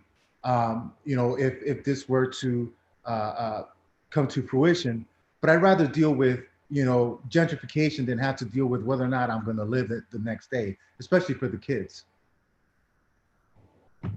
Yeah. Thanks for your comment. I guess I would say that, you know, it's our hope that we could, you know, achieve a, you know, better degree of public safety without gentrification. I don't think that gentrification is the only way of accomplishing that. And, you know, I mean, the 606 has been around for a while, and I agree with the point that you're getting at, that it's not to say that crime never occurs on the 606, but that bringing you know, people there to walk, to bike, putting lighting on it has really, you know, improved the environment for public safety there. So thank you. Ana Padilla. Oops. I recently saw an article of communities in the West and the South, especially communities of color, being ticketed, having the highest tickets for like their bike riding on the sidewalks. So how is this project going to connect with any existing bike lanes? That's an excellent question, and I think something that we're looking to figure out here is, you know, when we're asking, hey, where should we provide access to the trail, you know, I mean, obviously we're going to take a look at it on our own to do our own analysis, you know, as well, to make sure that when we're talking about the best access points, that we're taking feedback from the community, but then we're also looking at the existing infrastructure, as well as bike infrastructure, as well as public transit too. So are there bus connections? We want to make sure that, like, people aren't driving to get here. You know, it's, how can you take the bus here? How can you use existing on-street bike infrastructure to make a connection here? And then we're also wanting to provide meaningful and safe connections to, like, other amenities like Douglas Park, or, you know, in the boulevard system that's just kind of inherently bike friendly. So yeah, you know, point taken, and this is absolutely something we're considering in the project. Yeah, I think that's the key thing, that we're like we're talking about it as a line, but it's part of a network of streets and of bike lanes and of, sort of, as Brian mentioned, transit.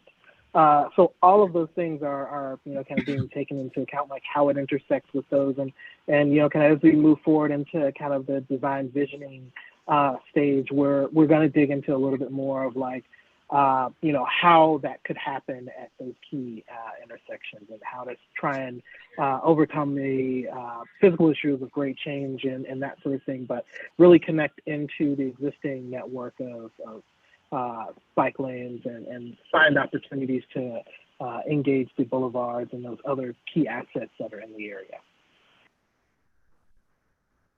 Excellent. Yeah, thanks, David. So I'm starting to lose track of if you're you already made your comment or question. If you can please lower your hand virtually. I believe that Kenneth Turner is next, and then Barbara, I see you as well. Let's see. Yeah, Kenneth. Go ahead, Shannon. Ask the question. I just said my question was. Ask the question. What question? I don't have a question. How are you guys? This is Kenneth Turner. I got two questions actually. Can you guys hear me? Yes, sir. Okay, I have two questions.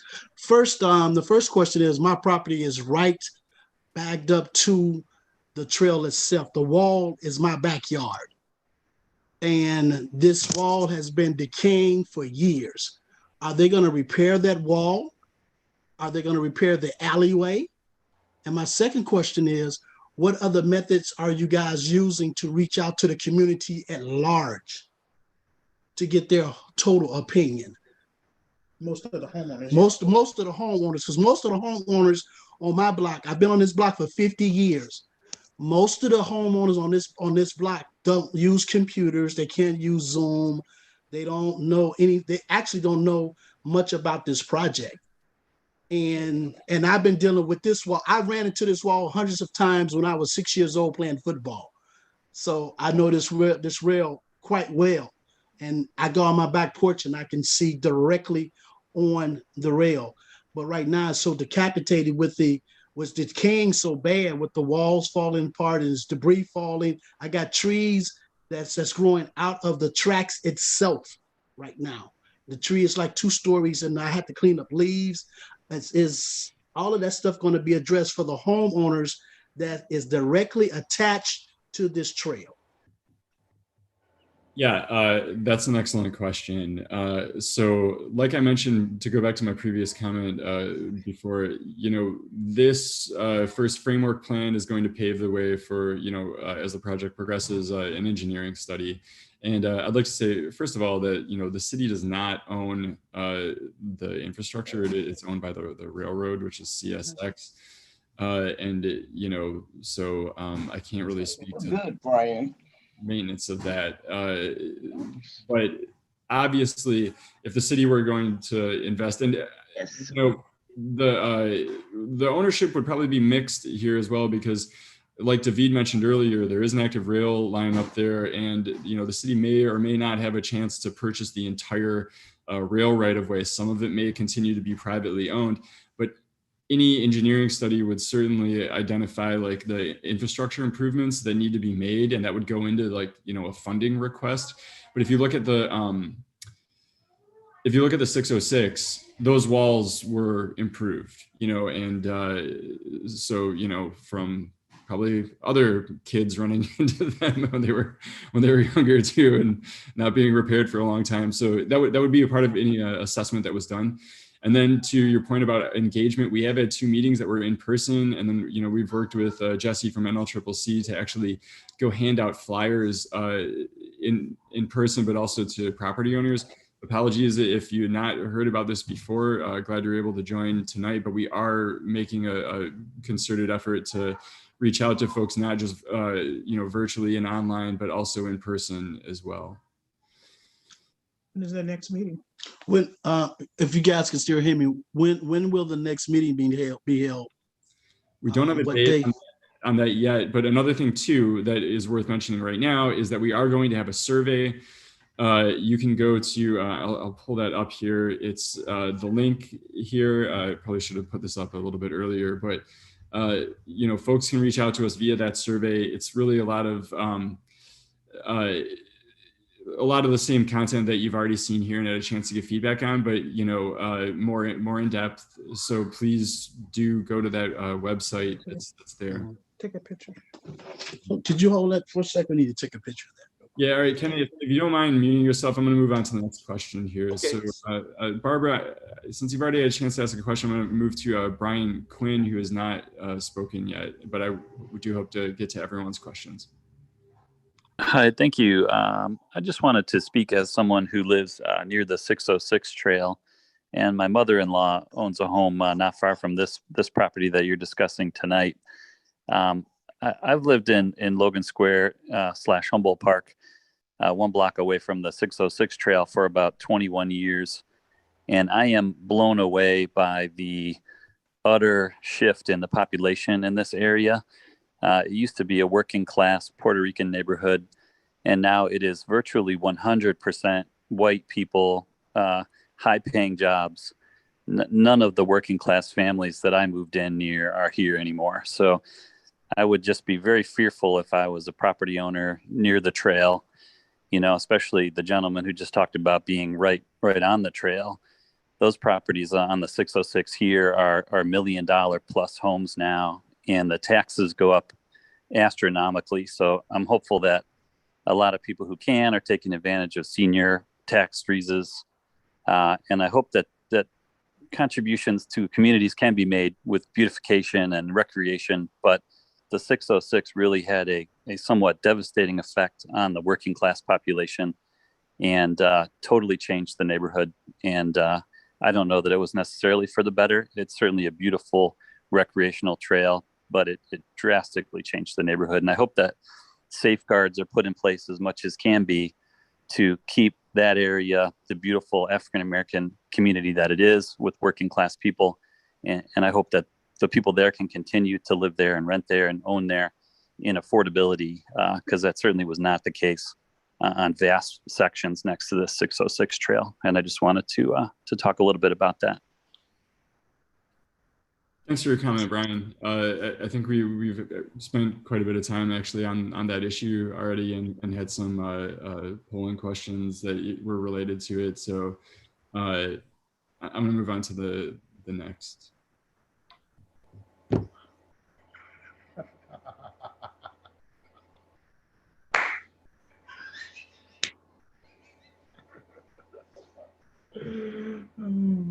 All right, if everybody can please mute who is done speaking. So Barbara, I believe you also had your hand up.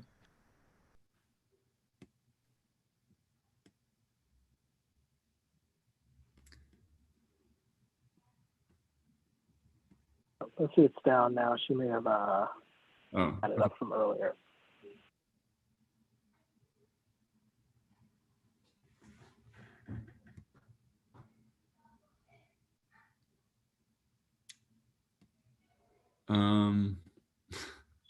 Sorry, it's not coming up. Okay.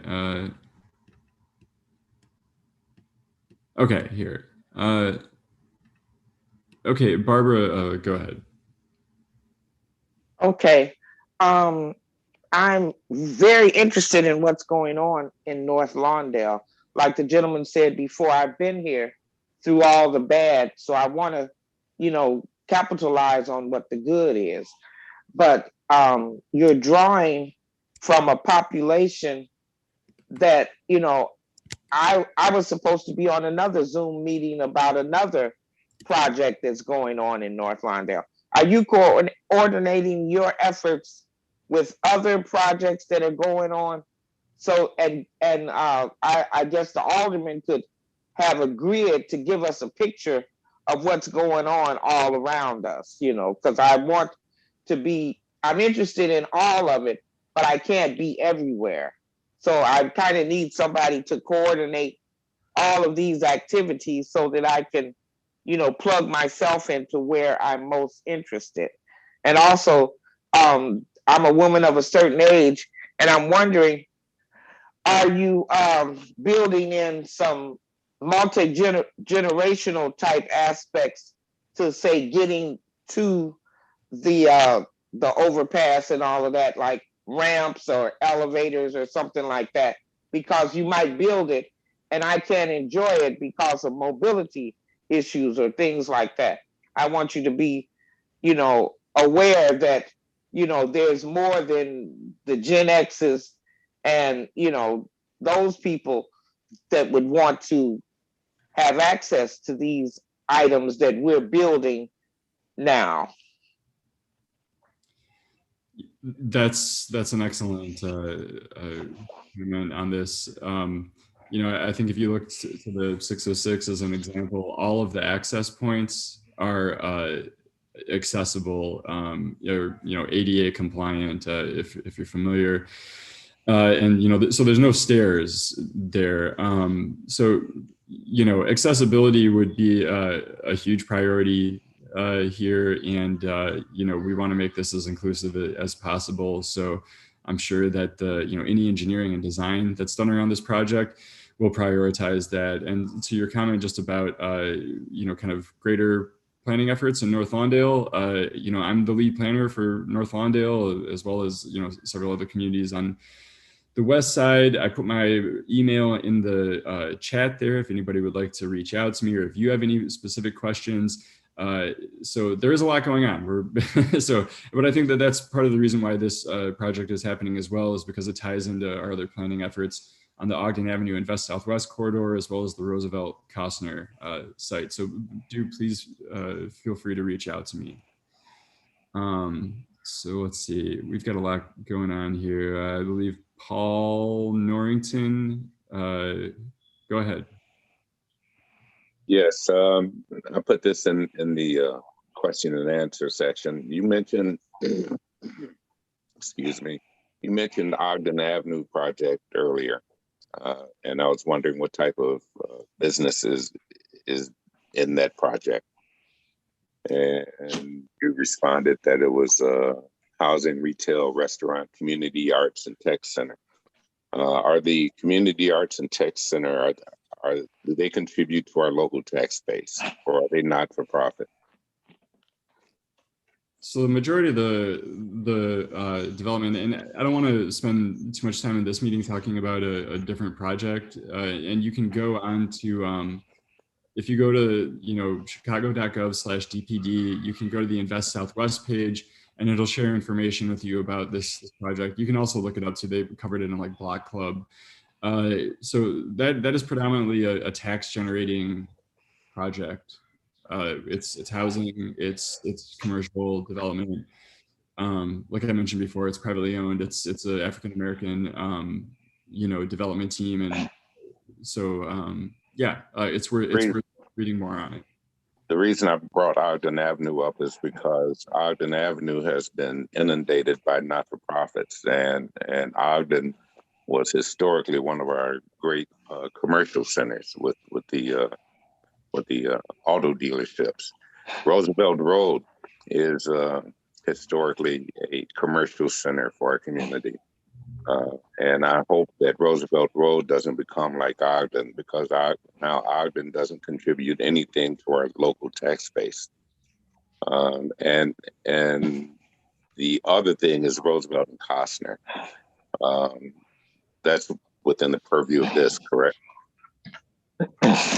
Yeah, I'd like to kind of stay away from questions related to that RFP on the trail. You know, I prefer to. If you want to find out, does your comment or question pertain to, you know, the rail line, the trail opportunity? Well, my impression was that the trail would help develop the gateways. There's one at Roosevelt and Costner, and that whole area will be developed around that. I'm assuming. What I want to point out is that at the corner of Roosevelt and Costner is a large piece of debris that's left over from a historically significant time in our community. And whatever is built on the lot at Roosevelt and Costner in conjunction with the trail, that one piece should be kept as a memorial to a low point in our community's history and where we built ourselves back up from. Okay. Thanks for your comment.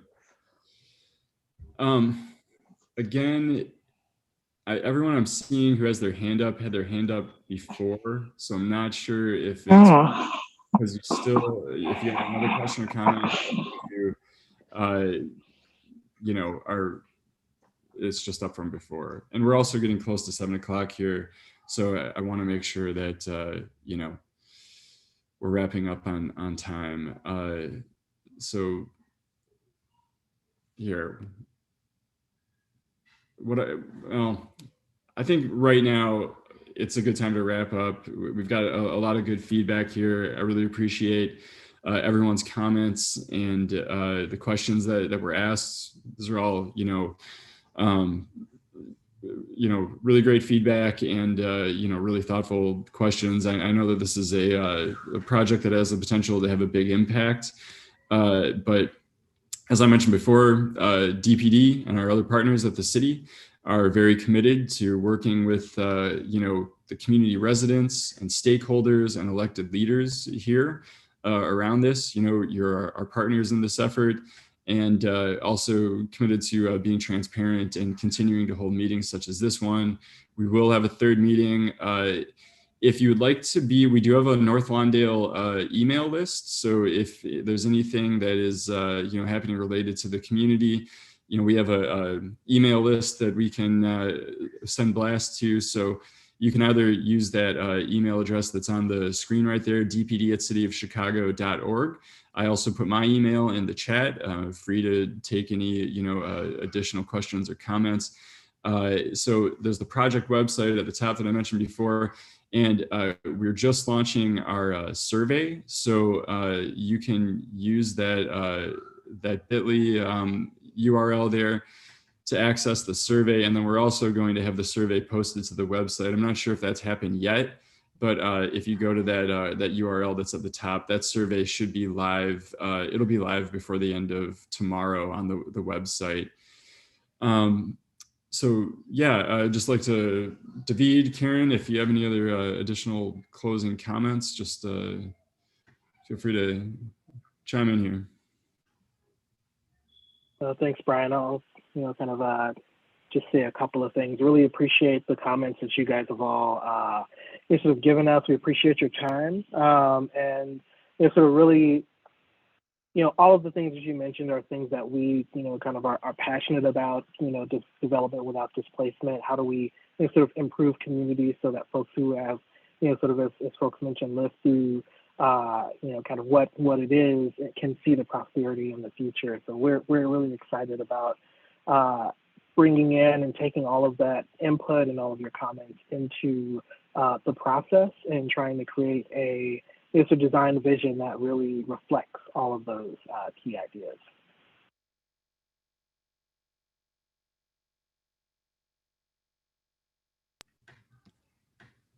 All right. Well, yeah, we're at 7 o'clock. Thanks again to everyone for joining us this evening. And please do continue to follow the project, share it via word of mouth, social media, and, reach out to us if you're not getting distribution for, correspondence related to this project or other things that are going on in North Lawndale. So yeah, with that, thanks again, everyone, and have a great evening. And again, thanks to everyone from our team who presented tonight. An excellent job. Thanks, everyone. Thanks, everybody.